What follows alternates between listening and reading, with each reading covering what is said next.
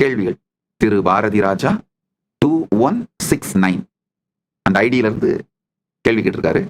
What are the food habits that we have to follow சுவாமி if my family god is related to nonveg what to do? முதல் விஷயம் நல்லா புரிஞ்சுக்கோங்க.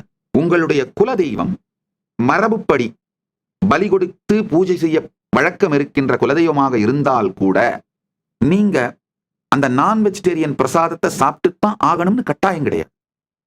ராமகிருஷ்ணன் இதுக்கு ஒரு அழகான தீர்வு சொல்றார். அவர் சொல்றாரு, ஞானம் அடைந்த பிறகு காளியினுடைய பிரசாதமாகவே இருந்தாலும், காளிக்கு கல்கத்தால பலி கொடுக்கும் பழக்கமும் உண்டு.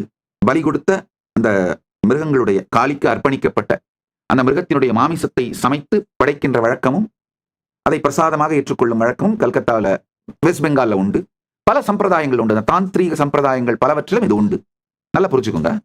ராமகிருஷ்ணன் சொல்றாரு, இந்த அனுபூதி மலர்ந்த பிறகு என்னால் அந்த மாமிசத்தை கூட புசிக்க முடியவில்லை. ஆனா தேவியின் பிரசாதத்தை அவமரியாதை செய்யக்கூடாதே என்பதற்காக அதை தொட்டு தலையில் வைத்துக் கொண்டு நமஸ்காரம் செய்து விடுவேன். நீங்க அதே ஸ்டாண்ட் எடுக்கலாம்.